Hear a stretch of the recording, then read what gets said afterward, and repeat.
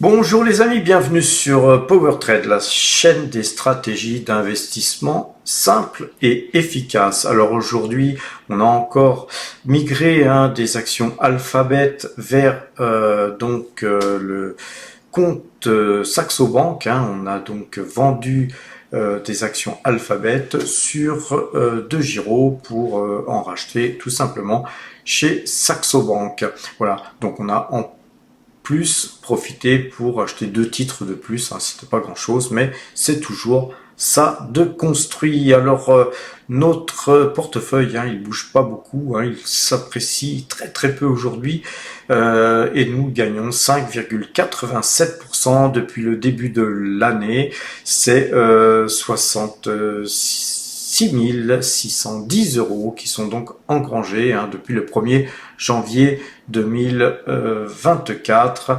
Nous avons donc 277 104 euros de liquidité. C'est un peu plus de 23% de l'ensemble du portefeuille qui est en liquidité. Nous sommes à la recherche d'opportunités, les amis.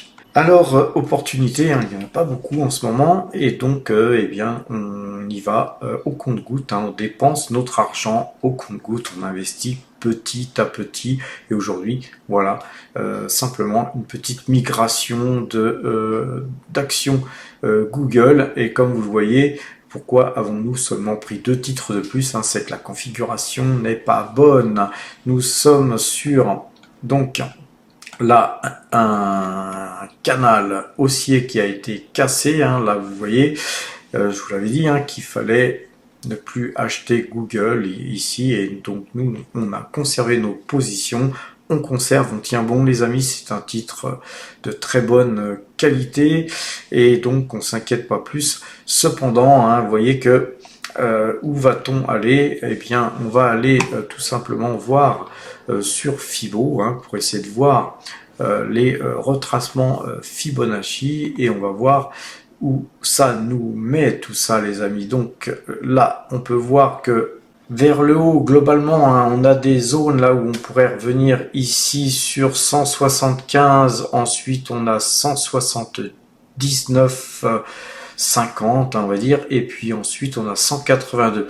Alors si on arrivait à revenir jusque là, effectivement après la zone la plus importante, ça serait 187, et puis ensuite 192 dollars, les amis, ce qui est le plus haut historique, là, ce qui est donc l'ATH ici, et puis ensuite on aurait 210, oui, 210 dollars. Donc ça, c'est en cas de rebond. Et donc pour l'instant, on n'est pas du tout dans un rebond, puisqu'on est dans une configuration plutôt baissière.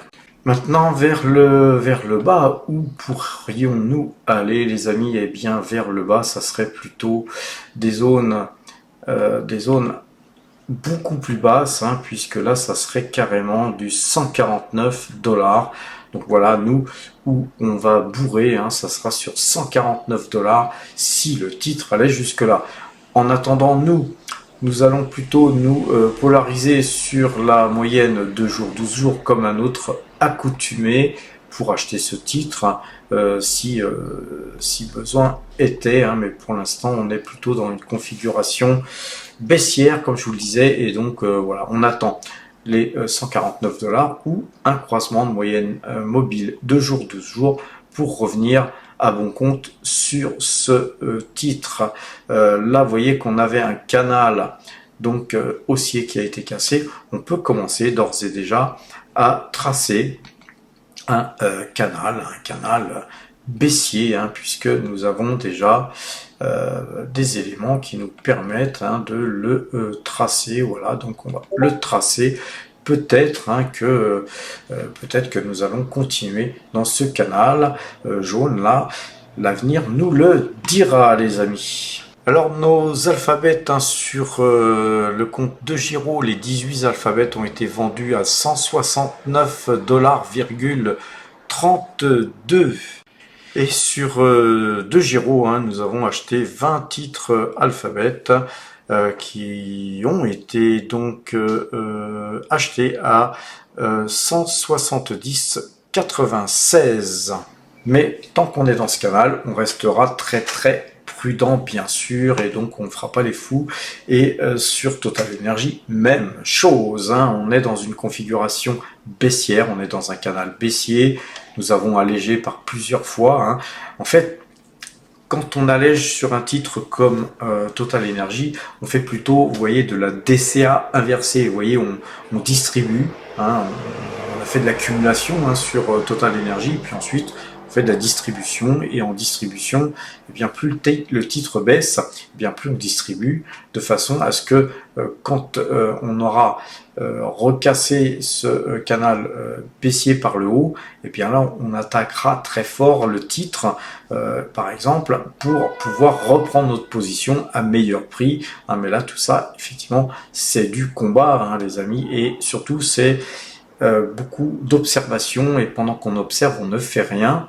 Sachez que ne rien faire, c'est trader, hein. Ne pas trader, c'est aussi trader, hein, parce que savoir ne rien faire, c'est relativement difficile, hein. Tout le monde ne peut pas, hein. Quand vous êtes devant les graphiques, vous avez envie d'acheter, de vendre, etc.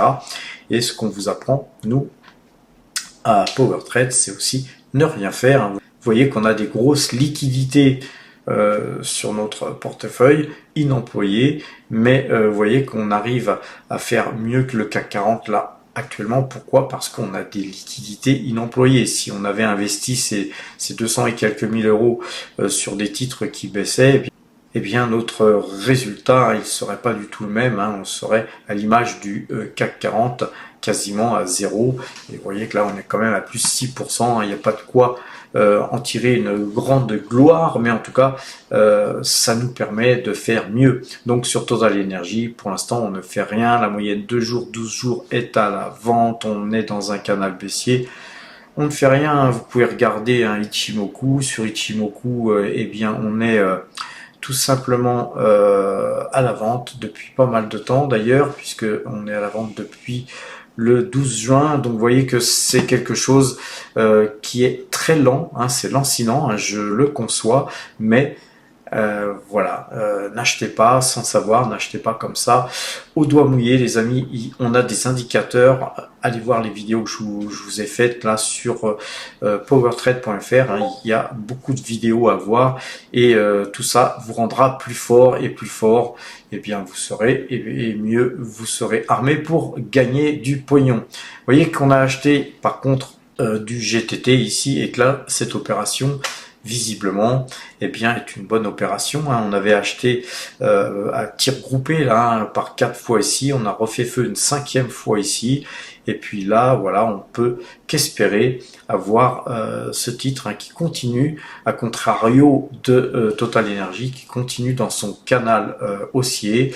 Et puis voilà, donc nous, hein, tout simplement, on applique les techniques, hein, les amis, on se casse pas la tête, hein, on fait pas des choses extraordinaires, on cherche pas à sortir de l'ordinaire, on fait que de la technique. Concernant Santamine, un titre sur lequel on avait écrit, hein, sur le site PowerTrade aussi, et puis là les résultats n'étaient pas très bons, mais comme vous le savez, pas très bon cette fois-ci, mais les prochains seront peut-être meilleurs, et donc nous conservons notre ligne donc Santamine, qui est une mine d'or. Et voilà, c'est une mine d'or africaine, et moi je vous dis que voilà, nous restons en position, et que certainement à un moment donné on essaiera de revenir en force sur ce titre qui me paraît à bon prix, hein. Je pense qu'on peut acheter ce titre à bon compte. Sur Pan African, on a une configuration haussière, hein, puisque la moyenne 2 jours, 12 jours est coupé à la hausse. On a une bougie là ici où à un moment donné on avait retracé une bougie bien rouge, hein, puisque l'ouverture était très haute aujourd'hui, mais on reste toujours bien orienté sur ce titre. Concernant la Française des Jeux aussi, hein, rappelez-vous, c'est un titre, hein, qui revient de très loin. La Française des Jeux, ça fait partie des opportunités du moment. Donc vous voyez que nous, on va acheter ce titre, surtout si l'on cassait ce train blanc qui est là, quelque chose qui revient de loin, hein, puisque c'est ce point haut là et ce point haut là, donc c'est très puissant, c'est très fort. Et si on cassait ça, vous voyez les amis, on aurait ici là un petit double bottom, mais aussi peut-être une tête épaule, hein, puisque là on peut considérer ça comme une tête, et ici on pourrait avoir deux petites épaules. Donc tout ça nous ramènerait, si on cassait les 40, à venir certainement aller sur les plus hauts historiques. Et donc ça, moi, c'est le scénario, hein, que je privilégie, hein, sur la française des jeux. Mais pour l'instant, voilà, on est plutôt à l'écoute du marché. Pour l'instant, ça monte très fort. Mais va-t-on avoir la force de casser ce trend? L'avenir nous le dira. Concernant Hills and Smiths, on avait fait ici, hein, on va dézoomer.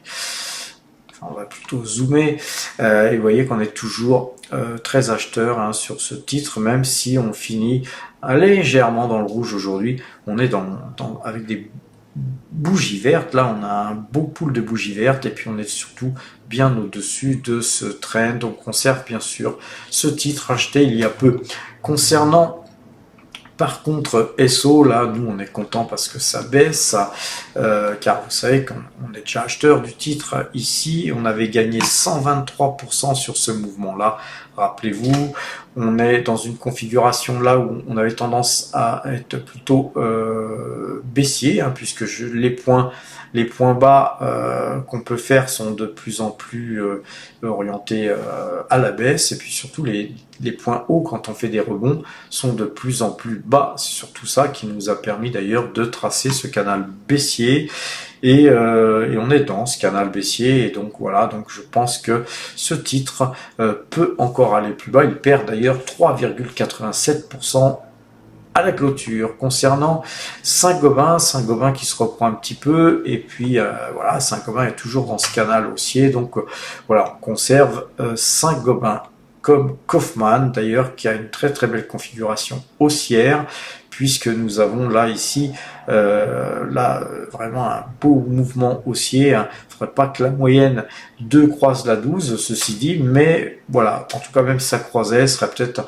un faux signal, etc. Parce que vous voyez, Kaufmann, quand même, c'est une valeur qu'on a achetée il y a quand même assez longtemps, mais on voit qu'elle oscille avec des fluctuations assez importantes, mais toujours un peu plus haut, hein. Vous voyez que ce point haut là, ce point haut là, ce point haut là ont toujours été plus hauts. Donc moi, j'imagine bien refaire un plus haut encore avant d'aller rebaisser, hein. Alors on peut très bien refluer, hein, là, à partir de là pour repartir, mais voilà, on n'a rien de clair sur ce titre, hein. C'est un titre qui verse un gros dividende, donc nous le conservons bien sûr, mais on est plutôt haussier sur ce titre, comme sur Rubis, hein, depuis peu. Là on a eu une confirmation avec rebond de moyenne 2 jours, 12 jours, donc Rubis on conserve aussi. Coface, alors Coface se comporte très bien aujourd'hui. Voilà, j'ai pas eu le temps moi nécessaire de trop trader aujourd'hui, mais j'aurais bien acheté du Coface, hein, finalement, à la clôture, voyant la bougie là clôturée. Donc on verra, peut-être que nous allons acheter du Coface demain, car la configuration me plaît bien, et puis on a cassé ce trend là, ce gros trend épais, hein, que je vous ai tracé. Donc pourquoi pas demain se faire une petite ligne de Coface. Concernant Steph, très belle bougie, hein, Steph, aujourd'hui. Néanmoins, la moyenne 2 jours, 12 jours n'a pas croisé. On conserve, nous, notre titre Steph. Et puis par contre, si ça croisait, pourquoi pas refaire une petite ligne, je sais pas. En tout cas, voilà, je tiens pas trop à me charger, moi, en ce moment. Concernant Pernod Ricard, décidément, Pernod Ricard ne veut pas booster. Eh bien, on est toujours dans ce canal baissier. Nous, on arrête d'acheter, hein, ce titre tant que nous n'aurons pas cassé ce canal baissier. Concernant Airbus, très belle journée aujourd'hui sur Airbus aussi, hein. Rappelez-vous, on avait extrait de la performance ici, hein, on avait pareil acheté ici et vendu ici, et puis là on avait acheté meilleur prix, hein, que nous avions vendu ici, mais le titre a dégueulé, et puis là voilà, on a plutôt peut-être une tentative hein, de rebond là hein, sur ces deux points-là. Faudrait voir.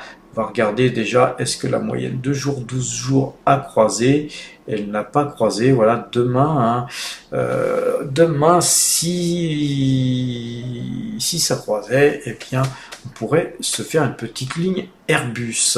Concernant BNP, hein, on a acheté il y a peu, je sais plus par où, par ici. En tout cas, on conserve on conserve nos titres BNP qui restent, tant que ça reste hein, sur ce canal haussier. Hein, je vais tracer plutôt un canal là maintenant qu'un trend.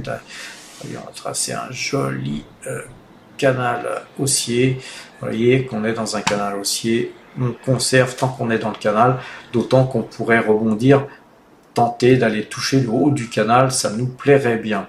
Concernant Dassault Systèmes, on a toujours cette sortie hein, par le haut. On n'a pas réussi à toucher même ce canal baissier, mais voilà, c'est un peu craignos.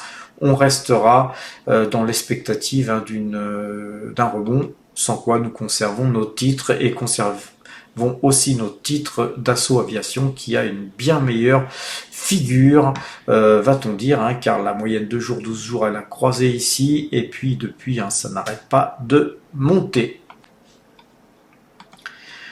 Alors, concernant Vinci, voilà, rien à dire, hein, on a plutôt une tendance haussière, hein, on pourrait tracer un début de canal, voilà, nous on conserve nos titres sans plus. Par contre, hein, concernant Coca-Cola, hein, je vous avais bien dit là que quand on avait cassé ce trend, d'ailleurs on avait acheté hein, quelques titres et on conserve bien sûr l'intégralité de nos titres. Et là, Coca-Cola, c'est vraiment bullish. Hein. En plus, les résultats étaient quand même bons dernièrement. Donc, on conservera nos lignes Coca-Cola qui, je vous rappelle, versent aussi des dividendes sympas. Donc, sur Barrick Gold, là, ça y est, on a cassé hein, hier ce trend violet. Et là, aujourd'hui, on est en train de faire une bougie qui reste au-dessus pour l'instant de ce trend violet. Donc, ça redevient bullish hein, sur Barrick Gold, comme c'est très bullish sur Realty Income, les amis. Je vous rappelle que sur Realty Income, on avait acheté par 2 fois ici. Et puis là, on a cassé ce trend jaune. Donc, très acheteurs hein, sur Realty Income, comme quoi l'analyse graphique, hein, ça marche pas tout le temps, mais regardez quand même que quand ça casse, et bien ensuite il y a du résultat, il y a du pognon à prendre. On va regarder L'Oréal, ça fait longtemps qu'on n'a pas regardé L'Oréal, encore une fois de plus, hein, je persiste à penser qu'on va aller toucher ce trend. Donc pour l'instant, hein, on ne fait rien sur L'Oréal, on conserve les titres existants et on attend meilleur prix pour pouvoir consolider notre ligne. Alors sur Pfizer, vous voyez qu'on avait quand même aussi nous acheté, on avait ici fait un acheté-vendu pour clôturer notre compte Fortuneo, et puis ça nous a permis de racheter un peu plus bas ici nos titres achetés sur la cassure de ce canal, ce trend hein, et ce canal baissier qui a été cassé, et donc là pour l'instant on est plutôt orienté à la hausse, mais sans plus hein. On a une jolie hausse hein, mais moyenne 2 jours, 12 jours acheteuse, mais on n'achètera peut-être plus ce titre à ce prix-là, hein. On va conserver notre pause existante, point barre. Concernant LVMH, eh bien LVMH, eh bien nous on attend, on ne souhaite qu'une chose, hein, c'est que ça continue à baisser, car vous voyez on est à 652,40 à la clôture. Voilà, ce serait quand même sympa si on pouvait aller toucher les 600 avant de rebondir. Pour nous, ça ne serait que du bénéf, que du plaisir. Concernant Thermador, eh bien Thermador, pourtant Thermador j'adore, mais la bougie très baissière avec 6,37%, j'ai pas été voir pourquoi, mais visiblement on a en actualité un être pris après les résultats suite à un environnement compliqué. Donc ceci dit, ça reste une très belle valeur que nous conserverons. On va terminer sur Tesla, les amis, qui perd 4,18%. On recasse ce trend jaune là, vous voyez, donc voilà, il n'y a pas à tortiller hein, sur les valeurs technologiques. On va aller en voir quelques autres. C'est pas la fête, hein, parce que sur Nvidia, on perd 5,94%. C'est la Bérésina, mais je vous l'avais dit, hein, double top, tac tac, donc il fallait plus acheter ce titre puisque nous avions la moyenne de jours, 12 jours croisée à la vente, comme je vous avais dit de ne plus acheter Taiwan Semiconductor qui continue sa dégringolade puisqu'elle perd 3,55% et pour nous c'est Byzance quand ces titres baissent et qu'on a beaucoup de cash, et bien pour nous c'est l'occasion, pourquoi pas, de pouvoir consolider nos lignes beaucoup plus bas. Concernant Alibaba, eh bien, on a recassé ce train blanc là, c'est pas terrible, mais la clôture n'est pas faite, hein. On n'a pas encore clôturé sur New York, mais en tout cas, encore une fois sur Baba, et c'est la dernière valeur qu'on va regarder là aujourd'hui avant de nous quitter. Sur Alibaba, on vient de très haut, les amis. Vous voyez qu'on on était sur des plus hauts, hein, sur 318 et des broquettes. On a cassé ça, mais là depuis on latéralise. Et puisqu'on latéralise, eh bien les amis, on va tracer ici un trend et un autre trend qui va nous faire un canal de latéralisation. Nous, ce qu'on va chercher maintenant, c'est à casser cette latéralisation par le haut. Et si ça cassait par le haut, je pense qu'on pourrait prendre cette équidistance hein, qu'on a ici, la reporter, ça nous reporterait sur les 198 minimum, hein, tout dépend où on va casser bien sûr, puisqu'on est loin encore de casser, donc vous voyez que là on est sur Alibaba, sur vraiment du long terme les amis. Voilà, je vais vous abandonner à présent là. Vous souhaitez une bonne fin de soirée, portez-vous bien et à demain.